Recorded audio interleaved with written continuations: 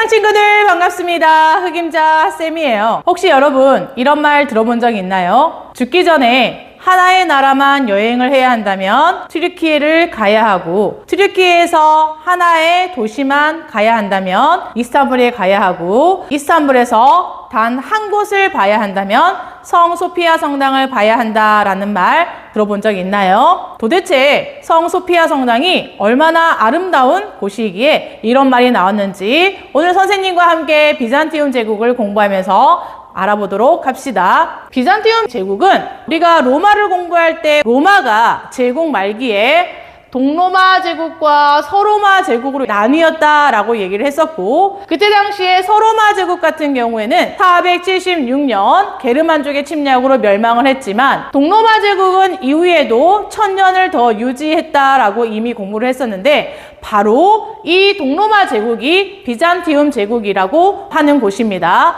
그러면 비잔티움 제국을 우리가 좀 더 정확하게 공부하기 위해서 이 두 가지 사실을 먼저 공부를 해야 되는데요. 무엇이냐? 비잔티움 제국은 서유럽과는 달리 일단 정치적으로 황제가 곧 교황이었던 정교 일치 사회였습니다. 반면에 서유럽은 어땠습니까? 황제와 교황이 각각 다른 인물이죠. 그래서 정교 분리 사회였던 반면에 비잔티움 제국 같은 경우는 황제가 곧 교황이었기 때문에 서유럽에 비해서 훨씬 교황권이 셌다라고 할 수가 있겠죠. 두 번째 특징, 경제적으로 비잔티움 제국의 수도가 어디입니까? 선생님이 지도에 이미 표시를 해두었는데요. 콘스탄티노폴리스라고 불리는 곳이죠. 원래 이름은 비잔티움이었는데 로마 제국 말기에 콘스탄티누스 황제가 수도를 로마에서 여기 비잔티움으로 옮겼고, 도시의 이름을 황제의 이름을 따서 콘스탄티노폴리스라고 이름을 바꾸게 되었죠. 바로 비잔티움 제국의 수도가 여기 있는 콘스탄티노폴리스라고 하는 곳인데, 이곳은 유럽과 아시아의 중앙 센터에 위치해 있다 보니까 교통이 매우 편리했고, 그 다음에 유럽과 아시아를 연결해서 무역을 하기에 굉장히 좋은 위치에 자리를 잡고 있다는 거죠. 그러다 보니까 콘스탄티노폴리스는 경제적으로 번영을 할 수가 있었고, 어쩌면 이 덕분에 비잔티움 제국이 서로마에 비해서 1000년을 더 갔다라고 할 수가 있겠습니다. 그러면 비잔티움 제국이 어떻게 발전해 가는지 한번 공부를 해볼까요? 이 비잔티움 제국 최고 전성기 때의 황제가 누구였느냐? 바로 6세기의 유스티니아누스 대제 때였다라고 할 수가 있습니다. 이 유스티니아누스 대제가 어떤 일을 했는지 살펴보기 전에 선생님이 유스티니아누스 대제의 너무나 아름다운 러브스토리를 먼저 들려드릴까 합니다. 유스티니아누스가 너무나 사랑했던 황후가 누구냐면 테오도라라고 하는 황후입니다. 테오도라. 그런데 유스티니아누스 대제와 테오도라는 어쩌면 절대로 결혼을 할 수 없는 그런 사이였는데, 어떻게 이 두 사람이 결혼을 하게 되었느냐? 두 사람은 일단 신분 차이가 굉장히 컸습니다. 유스티니아누스 대제야 왕족이었을 테고, 테오도라는 천민이었어요. 길거리에서 춤을 추고 노래를 하고 서커스에서 공연을 하는 그런 여자였기 때문에 어쩌면 신분상으로는 매우 천하다고 할 수가 있겠죠. 하지만 유스티니아누스 대제는 이 테오도라를 보고 결혼을 하고 싶은 거예요. 그런데 당시 로마 법에는 신분이 다르면 결혼을 할 수 없다라고 이렇게 되어 있었기 때문에 절대 결혼을 할 수 없는 사이인 거죠. 그런데 여러분, 유스티니아누스 대제는 어떻게 했다? 이 테오도라와 결혼을 하기 위해서? 맞습니다. 바로 법까지 고쳐가면서까지 테오도라와 결혼을 했던 겁니다. 와우! 어쩌면 비잔티움 제국판 바보 온달과 평강공주라고 할 수도 있을 것 같은데, 선생님은 너무 궁금하더라고요. 도대체 이 테오도라라고 하는 이 황후의 매력이 무엇이었길래 황제를 한눈에 사로잡을 수 있었을까? 바로 선생님은 이 유스티니아누스 대제가 사람을 보는 눈이 매우 정확했던 것 같아요. 테오도라는 비록 결혼 전에는 신분이 매우 천했을지 모르지만 이 황후의 진가를 너무나 잘 보여주는 에피소드가 하나 있습니다. 유스티니아누스 대제가 황제가 되고 나서 얼마 지나지 않은 532년에 니카 반란이라고 하는 게 벌어지게 되는데, 당시 비잔티움 제국의 히포드롬이라고 하는 경기장에서 전차 경주가 벌어지는데, 이 경기를 보고 있던 관중이 갑자기 폭도로 변해가지고 폭동을 일으키게 된 거예요. 사태가 일파만파 커지면서 유스티니아누스 대제와 테오도라 황후는 목숨을 잃을 수도 있는 절체절명의 위기에 빠지게 된 겁니다. 유스티니아누스 대제가 빨리 이 경기장을 빠져나가지 않으면 죽을 위기에 처해 있게 된 거죠. 그래서 유스티니아누스 대제는 너무나 겁을 먹고 이 경기장을 빠져나가려고 했던 겁니다. 그 순간 테오도라 황후가 유스티니아누스 대제를 딱 막아서면서 너무나 멋진 말을 하죠. 도망가는 것만이 유일한 방법이라 해도 나는 절대로 도망가지 않겠다. 황제가 입고 있는 자주색 빛깔의 옷은 황제의 옷이기도 하지만 곧 수의이기도 하다. 그러니 비겁하게 여기에서 도망치지 말고 나와 함께 죽자라고 얘기를 합니다. 와우! 선생님은 어쩌면 유스티니아누스 대제보다 더 빠르게 도망을 쳤을 것 같은데 너무나 당차고 씩씩했던 또 용기가 있었던 테오도라 황후의 모습을 보여주는 것 같습니다. 유스티니아누스 대제는 황후의 이 말을 듣자마자 집 나간 이성이 다시 돌아오는 거죠. 다시 정신을 차리고 보니 이게 아니다 라는 생각이 들었던 거죠. 그래서 당시 유스티니아누스 대제의 옆에 있던 굉장히 유능한 장군이었던 벨리사리우스라고 하는 장군과 함께 바로 이 니카의 반란을 진압하게 됩니다. 그러면 본격적으로 유스티니아누스 대제가 어떤 일을 했는지 하나하나 살펴보겠습니다. 먼저 유스티니아누스 대제는 황제에 즉위한 이후에 벨리사리우스 장군과 함께 끊임없는 정보 활동을 전개해 나가게 됩니다. 비잔티움 제국이 이렇게 있었을 때 당시 유럽 지역은 누가 차지하고 있었느냐? 바로 게르만족이 차지하고 있었죠. 그래서 일단 제일 먼저 게르만족이 북아프리카 지역에 세웠던 반달 왕국을 정복하고 이 북아프리카 지역을 차지했으며 이탈리아 반도를 차지하고 있던 동고트족을 역시 물리치고 이탈리아 반도를 차지했으며 여기가 이베리아 반도죠. 그래서 이베리아 반도에 있었던 서고트족을 물리치고 이베리아 반도를 차지하게 되면서 유스티니아누스 대제 때 바로 비잔틴 제국의 영역이 이렇게 넓어지게 되었던 거죠. 즉 프랑크 왕국이 있었던 지역을 제외하고 옛날 로마의 영토를 대부분 회복하게 됩니다.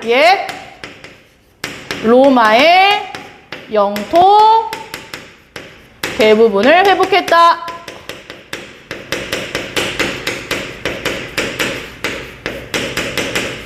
두 번째, 유스티니아누스라고 하는 이름을 적어보면 유스티니아누스 이렇게 적을 수 있습니다. 여기에서 나온 영어 단어가 여러분 justice라는 단어입니다. 저스티스라고 하는 단어. 즉 저스티스가 뭡니까? 정의라는 말이죠. 그러면 이 정의로운 사회를 실현하기 위해서 제일 중요한 게 뭘까요? 맞습니다. 법입니다. 유스티니아누스 대제 때 제국의 크기는 커졌는데 지역마다 법이 달랐던 거예요.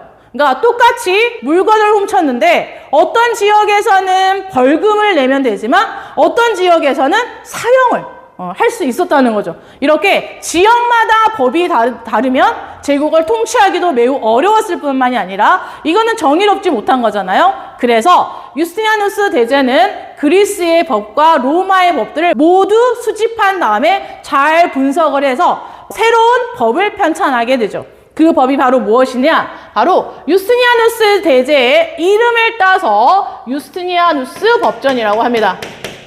유스티니아누스 법전. 그런데 이 법전은 다른 말로 뭐라고도 하느냐면 로마법 대전이라고도 합니다. 세 번째, 선생님이 수업 초반에 튀르키예 그리고 이스탄불에서도 하나의 장소만 가야 한다면 어디를 가야 한다? 맞습니다. 성 소피아 성당을 가야 한다고 말했죠. 그 성 소피아 성당을 누구 때 건축했느냐? 바로 유스티니아누스 대제 때 건축했다는 거죠. 성 소피아 성당을 건축했다. 선생님이 2009년 정도에 성 소피아 성당을 처음 갔는데 정말 가슴이 벅차더라고요. 성 소피아 성당 안에 들어갔을 때 창문을 통해 들어오는 그 빛들이 너무너무 화려하면서 정말 그때 느꼈던 감정, 여기가 진짜 천국이 아닌가 라는 생각이 들 정도로 굉장히 화려하면서도 아름다운 교회구나 라는 정말 느껴지더라고요. 그런데 여러분 여기 있는 성소피아 성당이 어떻게 생겼냐면 일단 천장이 둥근 돔입니다. 그래서 이 돔의 무게를 견디게 하기 위해서 유스티니아누스 대제는 벽과 기둥을 세울 때 굉장히 가벼운 돌, 물에 뜨는 돌을 썼다라고 합니다. 그 다음에 교회 바깥에 이거는 붉은 벽돌을 썼는데요. 이 붉은 벽돌이 상징하는 게 뭐냐면 바로 예수님의 보혈을 상징한다고 합니다. 그 다음 이 교회 안으로 한번 들어가 볼까요? 교회 안에 들어갔을 때 창문이 있을 테고요. 이 교회의 벽면을 뭘로 장식했냐면 그림은 그림인데 이 그림을 그릴 때 유화로 단순히 그림을 그리는 게 아니라 모자이크로 일일이 벽에다가 그림을 그렸고 이 기둥과 벽이나 이런 이 안에 사용이 되어졌던 돌 같은 거는 무늬가 있는 대리석과 색깔이 있는 유색 돌을 사용했기 때문에 성당 안에 들어갔을 때 굉장히 화려하고 아름답게 느껴진다는 거죠. 실제로 유스티니아누스 대제는 이 아름다운 성소피아 성당을 5년 10개월 만에 완공하고 나서 정말 감탄에 감탄을 금치 못했다고 합니다.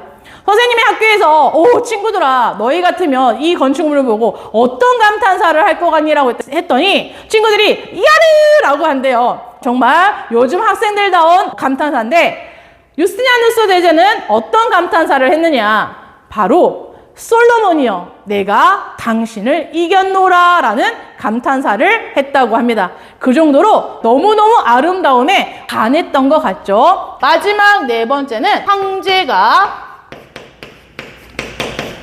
곧 교황이었고, 이런 거를 뭐라고 얘기를 하냐면 황제 교황주의라고 얘기를 합니다. 그래서 서유럽에 비해서 황제권이 훨씬 강했다라는 특징을 알 수가 있겠죠. 그런데 비잔티움 제국은 유스티니아누스 대제가 죽은 이후에 점점 쇠퇴의 길을 가게 되는데, 선생님이 수업 시간에 늘 이야기하지만 모든 역사는 최고의 전성기가 있다는 건 그 다음은 점점 쇠퇴해 간다라고 얘기를 했었죠. 비잔티움 제국도 마찬가지였습니다.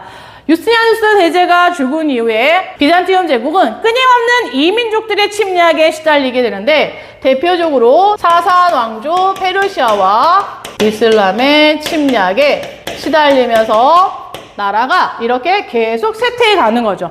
그래서 이 비잔티움 제국은 끊임없는 이민족들의 침략에 시달리면서 국가 체제를 언제든지 전쟁을 할 수 있는 체제로 만들게 되는데, 그게 바로 무엇이었느냐, 바로 군관구제와 둔전병제라고 하는 제도를 실시하게 됩니다.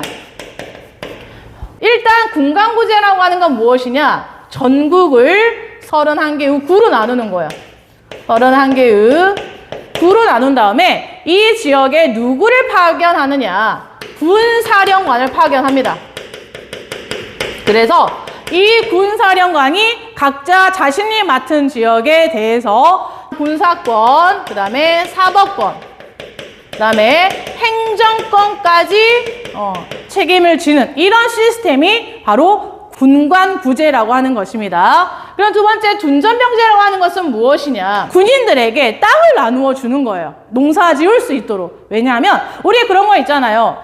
내가 가진 게 아무것도 없는 사람은 전쟁이 일어났을 때 아무래도 내가 가진 게 없기 때문에 열심히 싸우려고 하지 않겠죠. 그런데 여러분도 한번 생각해 보세요. 내가 자식도 있고 내가 가진 재산이 많아. 그런데 전쟁이 터졌어. 그럼 어떻게 해야 됩니까? 내 가족과 내 재산을 지키기 위해서 그 누구보다도 열심히 싸워야 되겠죠. 그래서 군인들에게 땅을 나누어 주는 겁니다. 그런데 이 군인들은 평소에는 농사를 짓다가 전쟁이 일어나면 군인이 되는 이런 농병일치 시스템이었던 거죠.